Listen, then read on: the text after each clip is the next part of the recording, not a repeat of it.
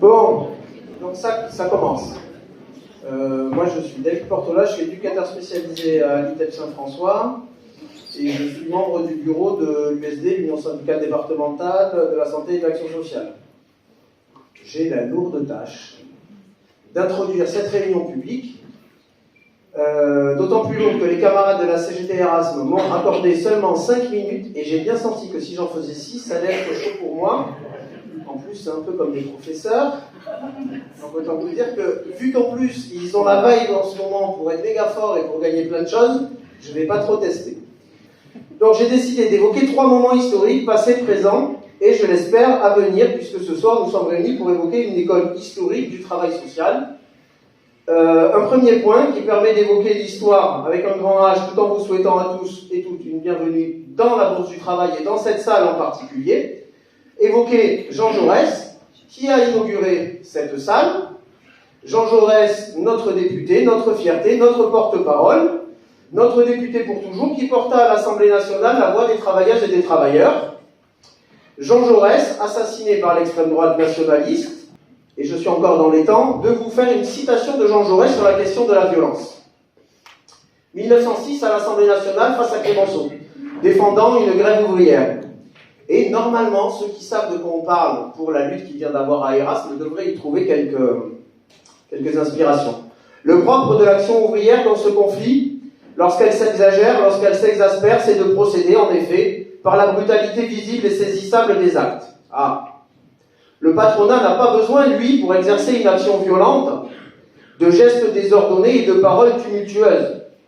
Quelques hommes se rassemblent, à huis clos, dans la sécurité et dans l'intimité d'un conseil d'administration, et à quelques-uns, sans violence, sans gestes désordonnés, sans éclat de voix, comme des diplomates causant autour du tapis vert, ils décident que le salaire raisonnable sera refusé aux ouvriers, ils décident que les ouvriers qui continueront la lutte seront exclus, seront chassés, seront désignés par des marques imperceptibles, mais connues des autres patrons, à l'universel vindicte patronale.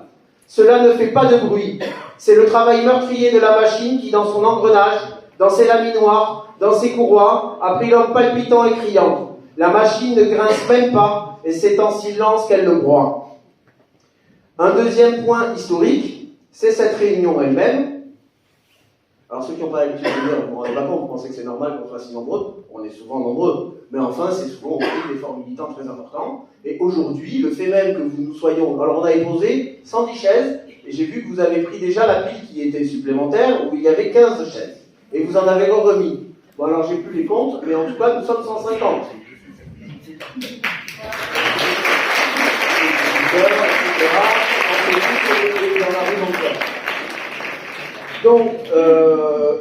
Donc, c'est cette réunion elle-même, une réunion inédite, suite à une lutte inédite, grâce à des convergences inédites, ou tout du moins qui n'avaient pas eu lieu aussi massivement et depuis si longtemps. Et nous en sommes toutes et toutes des participants, étudiants et formatrices de Erasme, bien sûr, étudiantes et formatrices et formateurs de Erasme, mais plus généralement de chaque école, parce que j'en repère ici qui ne sont pas de Erasme, et puis je repère aussi énormément de collègues qui ne sont ni formateurs, ni étudiantes, ni apprentis, et qui sont des professionnels du secteur des ITEP, des ESAT, des IME, des maisons d'enfants, de l'AEMO, vous ne m'en voulez pas, c'est des CHRS, vous ne m'en voulez pas si je n'ai pas cité votre établissement, mais de ce point de vue, cette rencontre tient son petit lot d'histoire. Et pour finir, j'ose formuler un vœu, puisque 1 minute 13. Et pour finir, donc, j'ose formuler un vœu, puisque vous là, collègues et camarades, formatrices et formateurs en particulier, je formule le vœu, ce serait une première historique dans notre département, que fort d'un grand nombre de syndiqués à Erasme qui vont se succéder sur cette scène, que fort d'un grand nombre de syndiqués à formatrices et formateurs à à Erasme et à l'IFRAS, des collègues d'Inquipit, donc qui sont quand même disséminés dans la salle, se syndiquent à leur tour massivement, puisqu'on a des syndiqués isolés, comme on dit, et que puisse exister le premier syndicat départemental CGT des écoles de formation au travail social. Voilà. L'histoire passée, l'histoire présente, l'histoire future, bonne soirée à tous.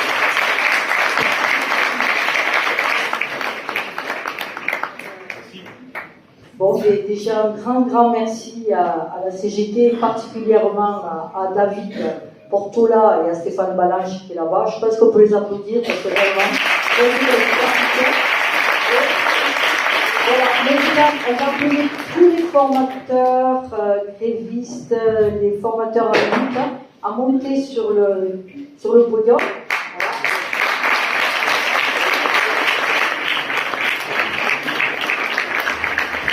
Voilà. Alors, c'était pour vous dire, on s'est imaginé cette réunion publique. Une réunion publique, c'est quoi? Déjà, c'est le bonheur d'être ensemble pour essayer de penser et de vous faire un retour d'expérience sur ce qu'on a vécu dans cette lutte. Voilà, c'est aussi la prétention, peut-être, et l'envie, surtout, d'analyser ensemble ce qui nous arrive. Et ce qui nous arrive, on aimerait l'analyser avec vous, bien sûr, chers étudiants, chers partenaires, chers intervenants. Et pour nous, en fait, si on est là ce soir aussi, je pense que là, c'est pour toutes et tous pareil, c'est qu'on est très attachés à notre travail. Et pour nous, on est attachés à notre travail avec les étudiants et on a envie de le faire le mieux possible. Et de former des vrais professionnels. Voilà. Alors, là-dessus, maintenant, je vais me permettre de raconter un petit peu ce qui nous est arrivé. Ce que je disais en première partie, c'est un peu l'histoire de notre lutte, comment ça s'est passé, ce qui l'a déclenché, où c'est qu'on en est maintenant. Voilà. Alors, pour dire aussi, ce groupe que vous voyez, c'est un groupe qui s'est construit, qui a appris ensemble, qui a fait des apprentissages. Et je pense que cette lutte, c'est la nôtre, on se l'est construite ensemble, mais par contre, elle est ouverte. Je pense qu'elle est ouverte à tous et à toutes. Voilà, alors maintenant je commence le retour d'expérience un peu, le retour de lutte. Et déjà en préambule, je vous cite la première phrase de notre directrice quand elle est arrivée lors de la réunion plénière. Elle nous a dit, à Erasme, vous ne savez pas vous vendre, je vais vous vendre. Bon, d'accord. Alors, depuis qu'elle est arrivée, malheureusement, nous déplorons, depuis 3 ans et demi, nous déplorons 33 départs de salariés sur 40. C'est énorme, vous me direz. Alors, les salariés, ils sont partis, soit pour une petite minorité, parce qu'ils partaient à la retraite, et les autres, c'est parce qu'ils ont été en rupture conventionnelle, qu'ils ont négocié leur départ, ou qu'ils ont été poussés à la démission, ce qui est arrivé à un certain nombre d'entre nous, ou les contrats en CDD n'ont pas été renouvelés. D'accord? Alors, ce qu'on a remarqué comme constant, c'est que ce comportement agressif et hostile a été relevé par tous les salariés qui sont partis, et même les présents d'ailleurs. Et cette maltraitance a eu des conséquences sur leur santé. En effet, pour plusieurs d'entre eux, ils ont été ou en accident de travail ou en maladie. L'inspection du travail a été saisie. Des plaintes au pénal vont suivre et la médecine du travail a été alertée à plusieurs reprises. Comment on peut dire, parce que ça peut-être qu'on l'apprendra, il faudrait qu'on l'apprenne dans tous les cours, comment on peut dire que le management est toxique? Alors, ce qu'on peut en dire, peut-être, c'est qu'on a essayé d'observer ce qu'on a remarqué qui se reproduisait plusieurs fois, c'est-à-dire le premier niveau, le rejet de la responsabilité de ses propres erreurs sur ses collaborateurs et collaboratrices, une agressivité verbale gratuite et intempestive. On ne sait pas quand est-ce que ça va arriver. Une imprévisibilité. On connaît dans les gens imprévisibles, on en connaît, je ne dis pas les noms. Voilà. Ensuite, une hostilité aussi très très forte vis-à-vis de tous ceux et de toutes celles qui ne sont pas d'accord avec elle et qui osent ne pas être d'accord avec elle, parce qu'il faut oser. Ensuite, bien sûr, un grand mépris pour les salariés et une haine, formulée d'ailleurs, pour la CGT. Alors je vous donne des anecdotes. Anecdote, elle nous a dit en pleine réunion qu'il fallait que nous arrêtions de former des CGTistes parce que la formation, c'était pas politique. D'accord. Voilà. Alors, cette situation, qui était déjà très taboue, vous l'avez compris, elle s'est aggravée au mois de novembre et elle est devenue de plus en plus toxique. 13 formateurs ont démarré la lutte avec le soutien de la CGT. L'inspection du travail est ressaisie, en plus on a été 3 fois avec l'ONU. Alors, ce qui s'est enchaîné, c'est qu'elle a bloqué les programmations au risque que les intervenants ne soient pas payés. Du coup, il y a eu un bazar immense, et les cadres pédagogiques, bien sûr, ces formateurs, les formatrices, ils ont été bloqués dans leur travail et ils ont été obligés d'aller négocier un à un les interventions qu'ils avaient organisées pour décembre. Vous voyez bien comme c'est malaisant. Ensuite, et là, on augmente énormément dans la gravité. Elle s'en est pris à Rémi Pêche, le directeur pédagogique, qui a subi une mise à pied conservatoire. Celle-ci a été suivie par un licenciement au mois de décembre, pour faute grave. Nous pensons que Rémi Pêche a été fédérateur dans l'équipe pédagogique et qu'il est porteur de valeurs collectives. Son licenciement pour nous, de notre point de vue, est toujours inacceptable et injuste. Avec les formateurs, elle a manifesté une hostilité forte et elle a piqué les gens les uns contre les autres, en donnant des avantages aux uns et en dénigrant les autres. Voilà, ça c'est une méthode quand même qu'elle emploie souvent. Le 9 décembre, une grève est organisée par les formateurs-formatrices. Il est à souligner que cette grève a également été suivie le lendemain. Pour nous, ça constitue une première. Donc en fait, il fallait que les gens se mettent debout, se lèvent, mais c'était la première fois. Donc je pense que là, il y a quelque chose qui s'est engagé avec un esprit, on s'est dit maintenant on y va, on est fort et on est ensemble. Nous avons été convoqués le 17 décembre avec l'ensemble du personnel. Bon, bien sûr, ça a été du verbiage, mais sans aucune tentative d'apaisement. Au lieu de cela, le président du CA, au lieu de pouvoir dire à la directrice, bon écoutez, maintenant moi je suis dans le dialogue social, c'était ces mots, et maintenant on va s'apaiser, ça va s'apaiser.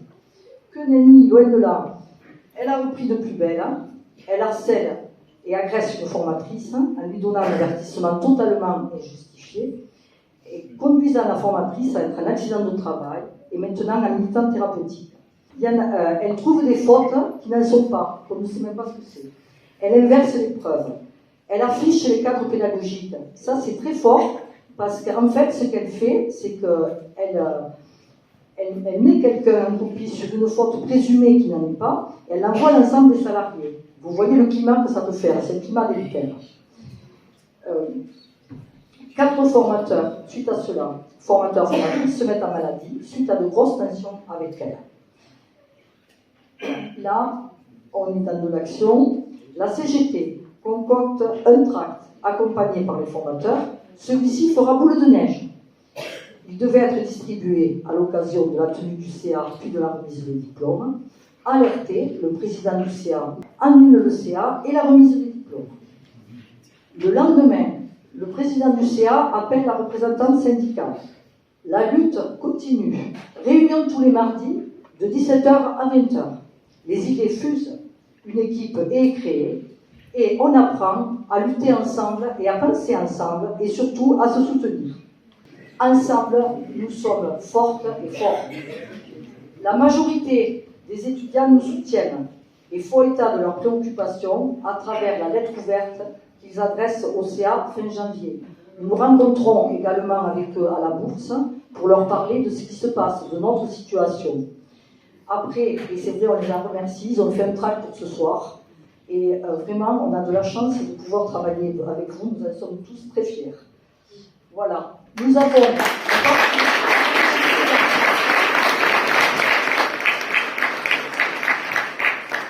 Nous maintenons la pression et tentons de sortir de cette crise en faisant des propositions et une analyse politique partagée avec vous tous et toutes. Il nous semble important de questionner ce management et cette gouvernance et de passer à une démocratie de fonctionnement.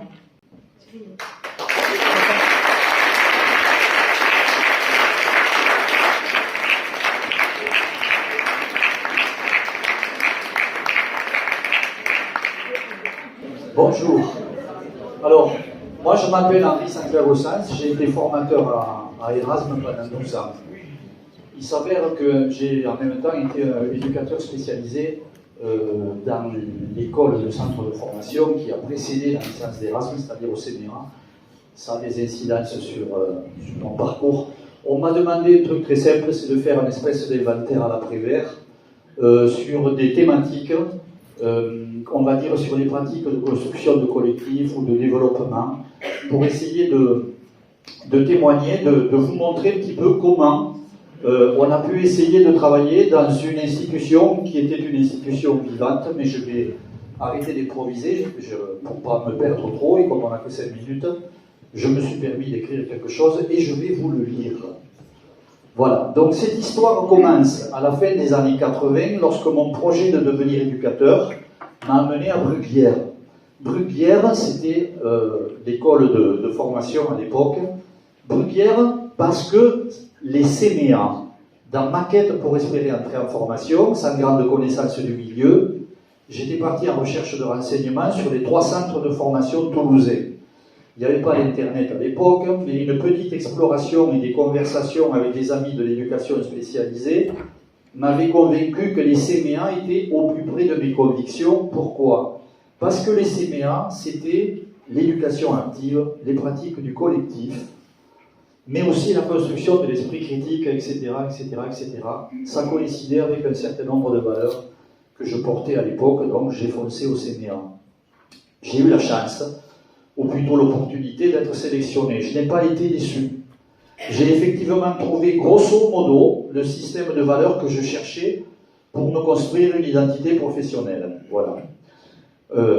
Ensuite, pendant 20 ans, j'ai été éducateur spécialisé et je suis devenu formateur occasionnel. Je suis devenu formateur à temps complet dans les mois qui ont suivi la création d'Erasme. Erasme s'inscrivait toujours dans la lignée de l'éducation populaire, c'est-à-dire que les formateurs étaient concernés par le projet d'établissement et nos réunions hebdomadaires permettaient de construire ce projet avec les ressources de chacun, de tous, et bien sûr avec les contraintes légales, certes, mais aussi, comme dans toutes les orgas, les différences, voire les écarts. Pour parler comme un célèbre entraîneur de rugby ariégeois, ça fait partie du jeu. Dois et Munies et d'autres nous disent plus sérieusement que c'est ça, le conflit socio-cognitif. On met tout dans la marmite et on en tire la sauce de toutes et tous, la pensée commune qui permet qu'on se sente autre chose qu'un simple rouage d'application de politiques publiques qui par ailleurs ne nous satisfont guère ou même nous font grincer les dents. En clair, une institution authentiquement vivante avec ses constructions collectives pour le meilleur et parfois pour le moins bon. Au fil des ans, avec mes collègues, là je parle pour la filière, sur la filière des moniteurs éducateurs auprès desquels j'étais très impliqué, nous avons perpétué et fait évoluer les espaces de vie collective qui favorisent ce qu'on appelle un peu pompeusement l'auto-socio-construction des savoirs. Semaine de vie collective hors les murs, totalement élaborée, vécue et évaluée par les étudiants en termes de vie quotidienne, d'activité de médiation. Semaine de techniques éducatives, groupe d'analyse des pratiques, groupe restreint dit de suivi de formation, conseil de promotion hebdomadaire, espace dit courant pédagogique, sous forme de recherche collective et d'élaboration libre, de moments de restitution, etc., etc. Le formateur, en lien avec ses collègues, étant toujours libre de la mise en forme, de la mise en œuvre de ces moments de construction d'identité professionnelle chez les étudiants. Plus tard, il s'est agi d'ouvrir une antenne en Ariège, toujours sur les mêmes principes, mais aussi d'aller voir à Berlin comment ça travaille là-bas, puis en Catalogne, pour finalement y instaurer des stages certifiants pour une douzaine d'étudiants, stages dans lesquels il s'agissait d'affirmer ses pratiques, mais aussi de comprendre le métier de l'autre, les dispositifs, et de vivre une expérience très formatrice de vie collective durant 3 mois. Plus tard encore, la recherche transfrontalière, dite POCTEFA, sur les troubles psychiques des demandeurs d'asile des 2 côtés de la frontière, dans laquelle nous avions la liberté et les moyens de réfléchir et proposer conjointement avec nos amis catalans, universitaires, travailleurs sociaux, auteurs de terrain, etc., etc., etc.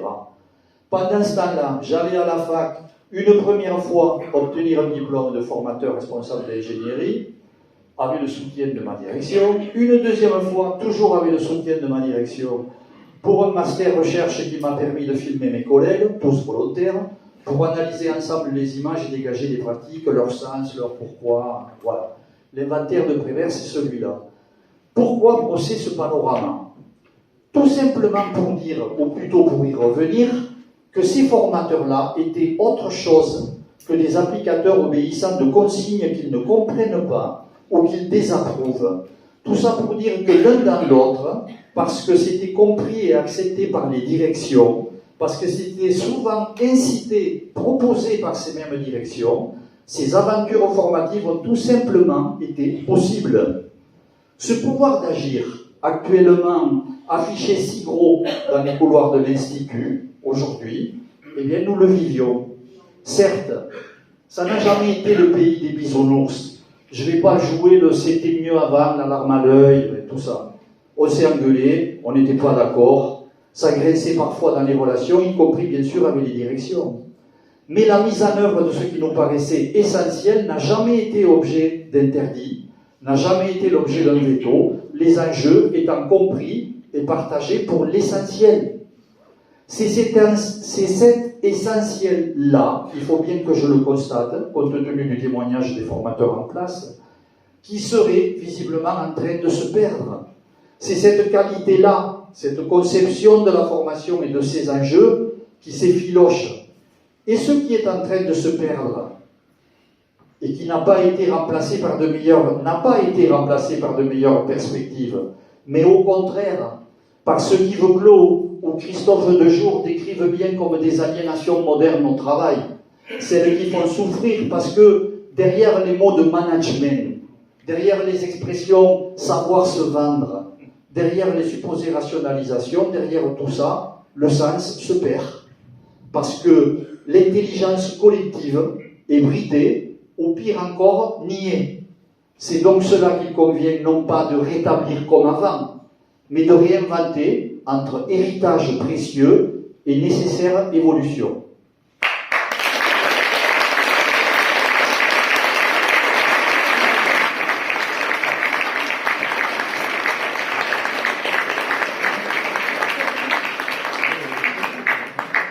Voilà, j'ai rencontré les CMA moi aussi, comme Henri, en formation d'éducatrice spécialisée, mais pas dans la région, à Paris, à ce qu'on appelait finir à Charenton, autrefois, Charenton-le-Pont. Bon, ensuite, j'ai travaillé une paire d'années aussi, et je me suis rapatriée sur cette région. Et comme dit Henri, j'ai très vite démarré au CRF, ça s'appelait comme ça, hein. Oui, CRF CMA. Et c'est là que je vois apparaître quelque chose qui m'a attirée et dont aujourd'hui je n'ai pas regretté d'y être allée. Parce que je dois dire qu'en dehors de ces petites années-là, de 3, j'ai pris beaucoup de plaisir à ce que je faisais. Donc, je vais m'arrêter là dans ma présentation et je vais dire un petit peu quels sont les principes un petit peu de l'éducation nouvelle et donc dire que le projet d'Erasme et encore celui d'aujourd'hui s'inscrit donc et est ancré dans des principes de l'éducation populaire. Il met en avant la promotion des individus, leur expérience, leur parcours de vie, l'expérimentation et l'apprentissage par l'activité et la coopération au sein de collectifs. Notre démarche de formation met en jeu dynamique institutionnelle, pédagogie active, responsabilisation et, comme toujours, l'expérimentation. Expérimenter et apprendre à partir de ce qu'on aura essayé. Mais aussi, pour nous, c'est étape par étape, chaque étudiant à son rythme, avec la possibilité donc de construire son propre système de référence. Vous n'arrivez pas tous avec les mêmes savoirs, les mêmes niveaux, si je veux parler connaissance, d'accord. Et c'est bien dans ce mélange et cette mixité d'âge, ces mixités de savoir, d'expérience, de trajectoire, que les choses finalement deviennent, dans la soupe dont parlait Henri, quelque chose de très riche et qui avance avec nous.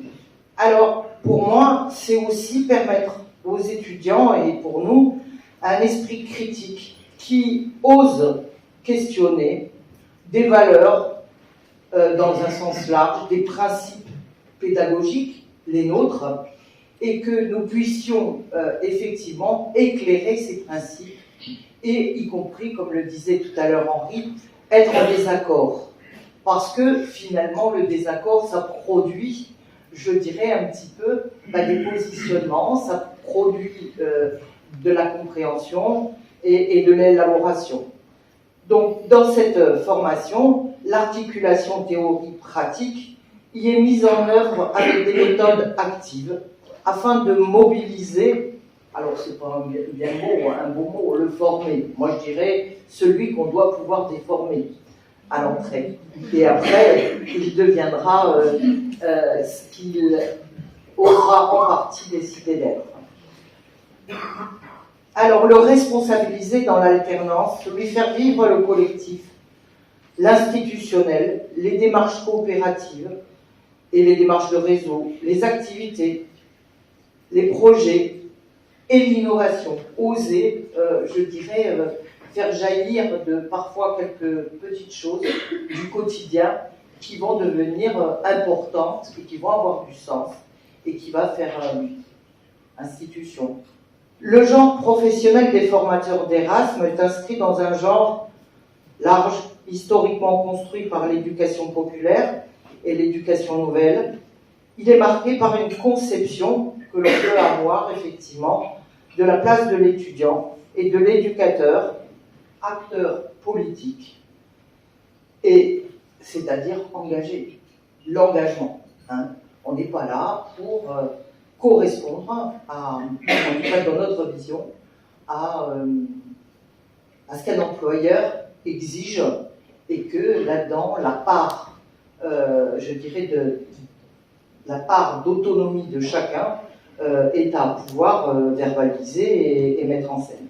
Alors, bien sûr, tout à l'heure, Henri parlait des savoirs, mais pour nous, il n'y a pas que les savoirs théoriques, il y a donc les savoirs pratiques et les savoirs avec lesquels les personnes arrivent. Le collectif, pour nous, le grand groupe, comme les petits groupes, y est favorisé, institué. L'interaction, c'est la règle, pour nous, quelque part.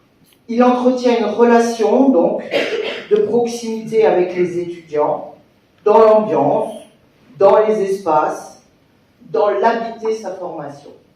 D'autres instances nous ont permis une implication dans la vie de l'école de façon collective.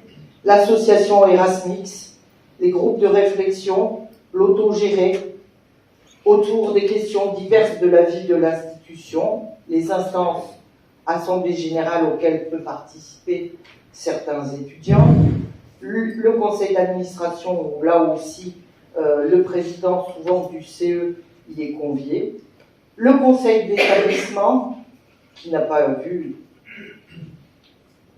de séance depuis 1 an et demi, les conseils de promo, les délégués, etc. Des dispositifs de formation spécifiques viennent travailler l'articulation théorie-pratique, y compris avec les terrains. Pour nous, nous n'avons pas l'impression d'être hors sol et de ne pas être très en lien avec la question de la pratique. Les groupes d'analyse de la pratique, animés au centre de formation par des professionnels de terrain. Les groupes de suivi de formation qui sont animés par des formateurs, normalement chaque semaine de regroupement, où là, effectivement, on est plus sur une prise en compte du parcours individuel de chacun, de là où il en est, de ce qui le croise, de ce qui le déstabilise, de ce qui peut le faire souffrir à certains endroits, et on en parle. Et on en parle de façon, je dirais, où le groupe est un support, est un soutien pour chacun des étudiants présents dans ce groupe. Les travaux de groupe qu'on a toujours favorisés, comme les courants pédagogiques, l'observation, la vie collective, qui autrefois existait sous un format 4 jours en première année pour les moniteurs éducateurs, mais aussi pour les éducateurs spécialisés, et 5 jours en deuxième année, sont devenus peau de chagrin, et je le regrette parce que on a essayé, Marie et moi, de le défendre. Les rencontres terrain, pour nous, sont essentielles aussi, afin d'associer pratique et théorie tout au long de la formation.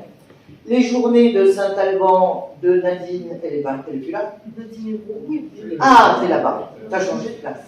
Bon, où effectivement la psychothérapie institutionnelle était touchée du doigt, si je puis dire, avec des petits groupes d'étudiants à la fois ME et ES, et ben là non plus, il n'y a plus. Les dispositifs dont a parlé Henri, transfrontalier, la Catalogne, les mobilités de groupe, oui, je vais essayer de faire vite. Le franco-allemand qui existait déjà quand je suis arrivée et qu'on a continué à faire vivre, où la compréhension du ici et maintenant se fait à partir du là-bas. C'est-à-dire que ce qu'on vit là-bas et ce qu'on comprend là-bas, de ce que pourrait être l'ici dans l'idée de transformation et d'innovation. Alors, je vais essayer de conclure parce qu'on me dit que je suis trop longue. C'était très bien. Alors effectivement, je rejoins dans ma conclusion que ce travail pédagogique pensé depuis des années entre anciens et nouveaux se voit empêché et se voit entravé par un besoin de faire du chiffre, de penser d'une certaine façon, je dirais, l'argent sonnant et trébuchant, alors que par ailleurs, on est là, pour moi, essentiellement, pour vous étudiants, et pour pouvoir, je dirais, faire notre travail, ce qui nous est demandé, c'est-à-dire d'être dans une démarche de qualité, ce à quoi vous avez droit tout à chacun. Voilà.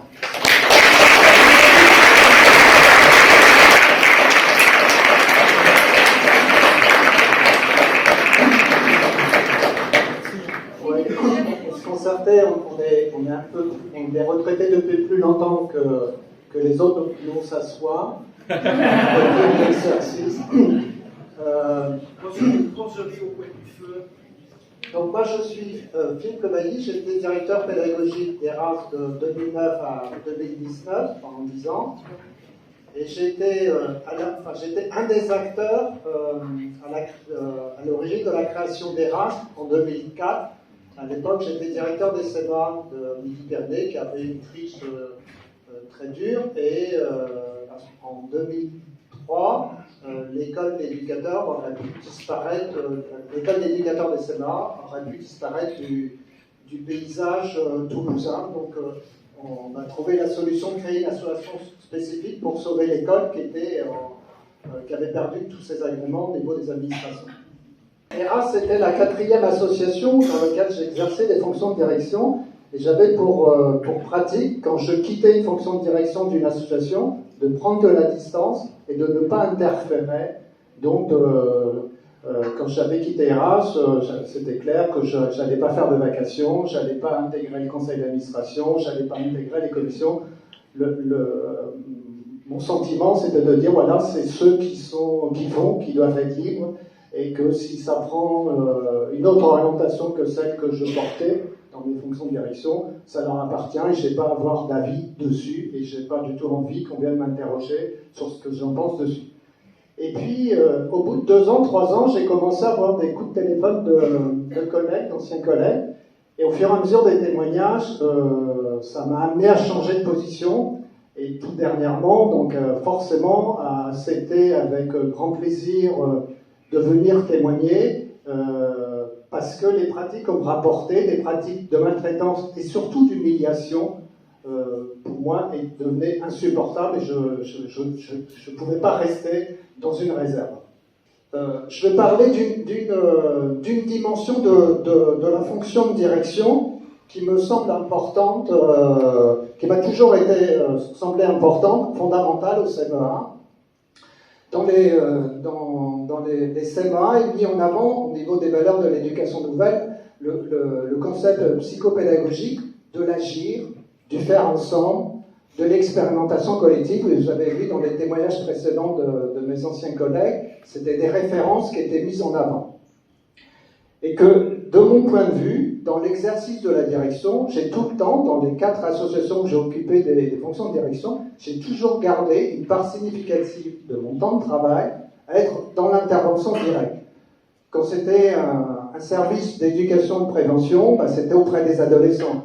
Quand c'était à Erasme, c'était auprès des étudiants. Ça me semblait important d'avoir toujours cet ancrage dans les pratiques, cet ancrage aussi dans du faire ensemble, dans des expérimentations, pour que, au niveau de ce que je pouvais impulser d'une fonction de direction, ça ne soit pas en décalage avec des réalités, des évolutions, des difficultés nouvelles qui pouvaient être différentes que celles quand on exerçait en tant que professionnel soi-même.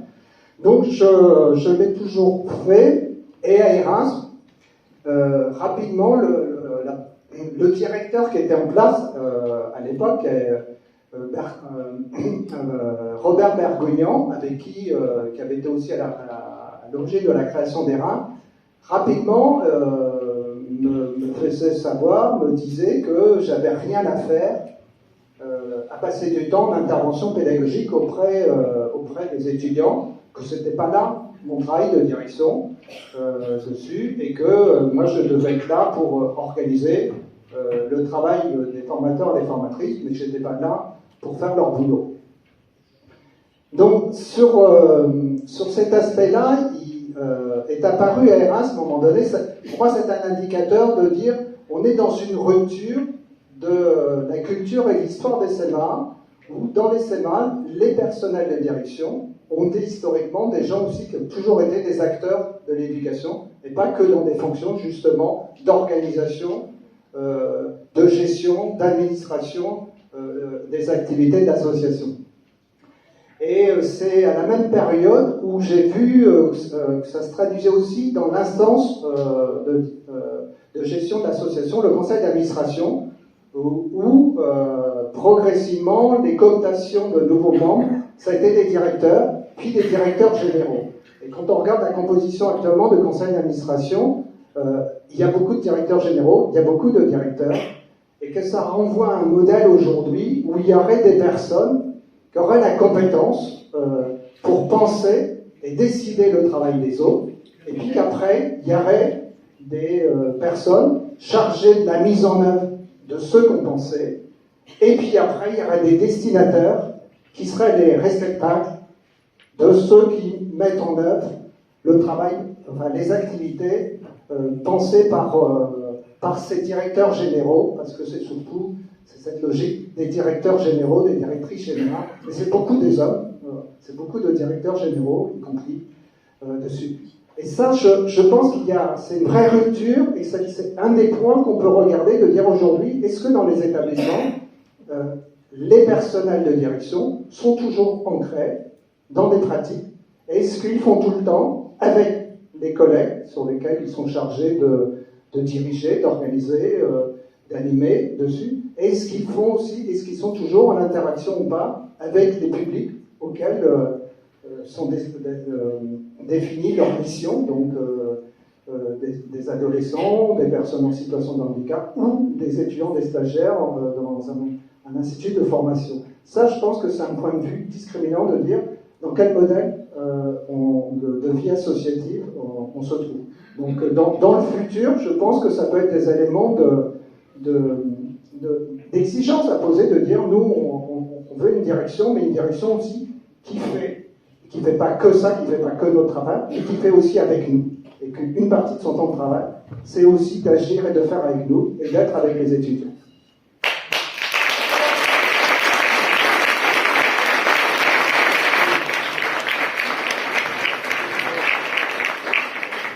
Je m'appelle Jean-François Mignard, je suis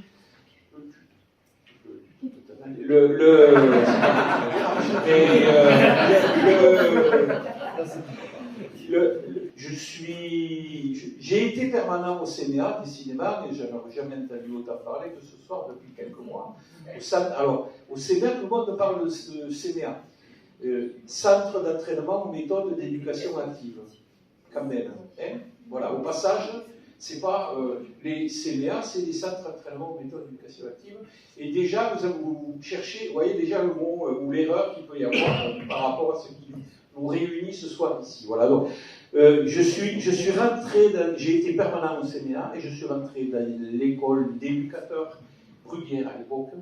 L'école d'éducateurs de Bruguière, ça s'appelait comme ça, hein, en 1983, oui, 83, 1900 quand même, hein, et j'en suis sorti en 2014, c'est-à-dire qu'il y a 10 ans que je suis à la retraite. J'ai donc passé une bonne trentaine d'années, juste pour dire d'où je parle, comme on disait à l'époque.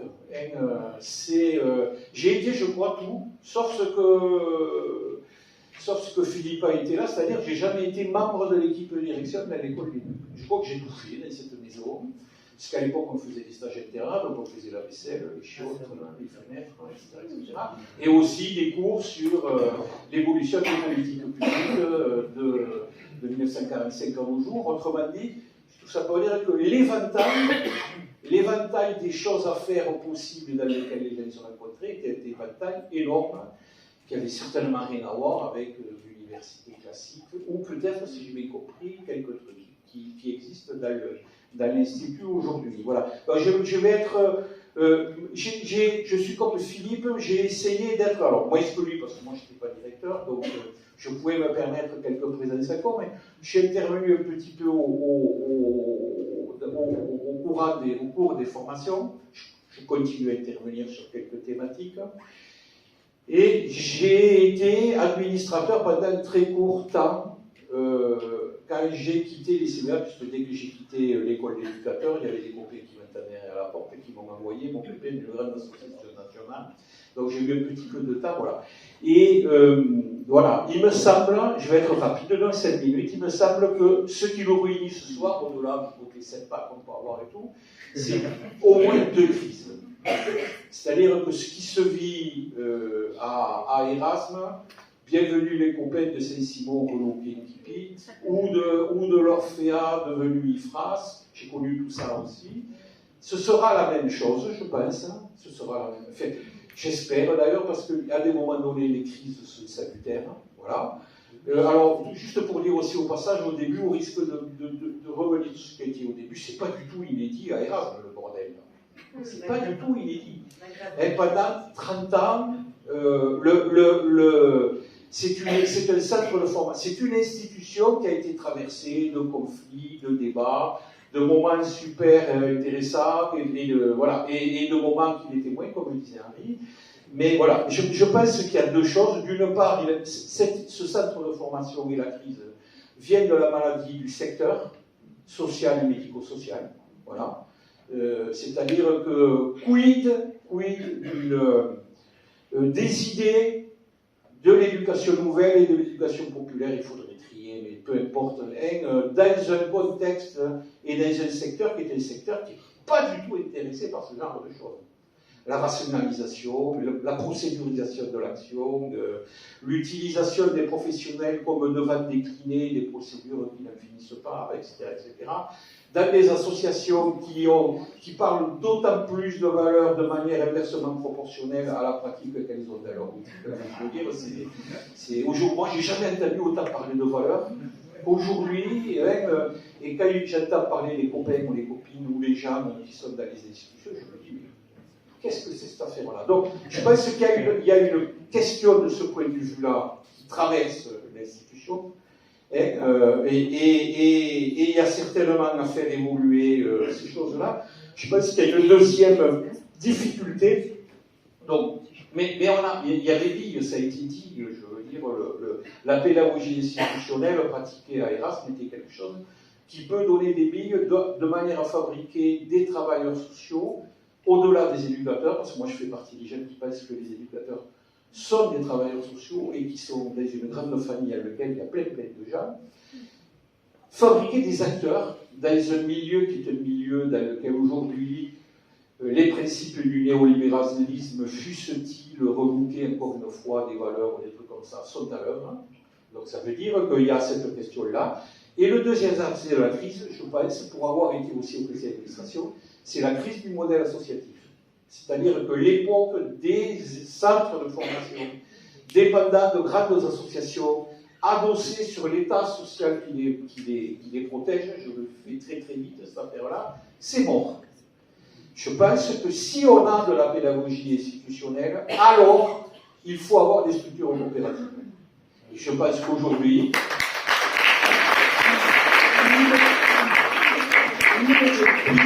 concernant la question qui est la question des centres de formation de travailleurs sociaux et d'autres endroits, c'est des structures qui sont des structures coopératives dans lesquelles se gère la tension entre les usagers, les commanditaires, des experts ou des choses comme ça. Et je pense qu'il faut, c'est comme ça qu'on sortira de l'influence des grands patrons, des grandes associations qui structurent elles-mêmes le secteur. Il faut réfléchir à une évolution de ce point de vue-là, c'est-à-dire et à articuler une démocratie qui est une démocratie associative à une démocratie qui est une démocratie pédagogique. Voilà, c'est tout ce que j'avais à dire.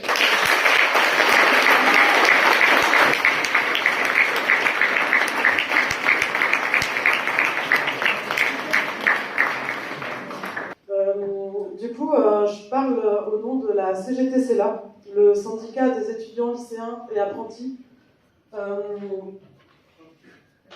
Les situations décrites, en premier lieu, celles suivies par les formateurs d'Erasme, ont forcément eu un impact sur les conditions de formation des étudiants et des apprentis de la structure. Dans un silence absolu de la direction, sans aucune explication, on a eu des absences répétées d'intervenants et de formateurs. Ça s'est accumulé et ça a nui au contenu de nos formations, forcément. Un même silence sur la tentative de cacher la grève de notre formateur, suite à la mise à pied et au licenciement de notre directeur pédagogique, pourtant nécessaire pour mener à bien l'activité de l'école. Nous avons reçu, 2 jours avant sa venue pour son licenciement et la grève en son soutien, des mails nous informant de l'impossibilité de l'école de nous accueillir pour cause de problèmes techniques. Une volonté apparente d'étouffer toute discussion entre formateurs et étudiants sur la situation. En plus de l'absence de transparence de la part de la direction, certains étudiants ont été menacés et ciblés par celle-ci. Ils ont reçu des intimidations portant sur le fait de ne pas se faire inscrire au diplôme à quelques semaines des certifications. D'autres... Des générations...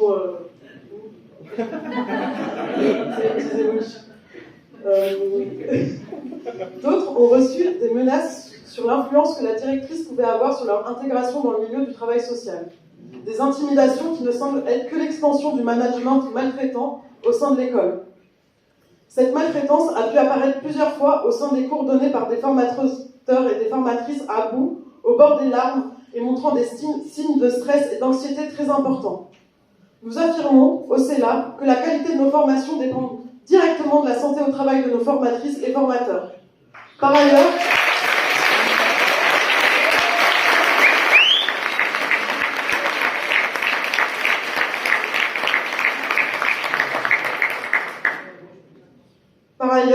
nous ne sommes pas de simples usagers des écoles, mais nous sommes déjà des travailleurs, par nos stages et nos alternances.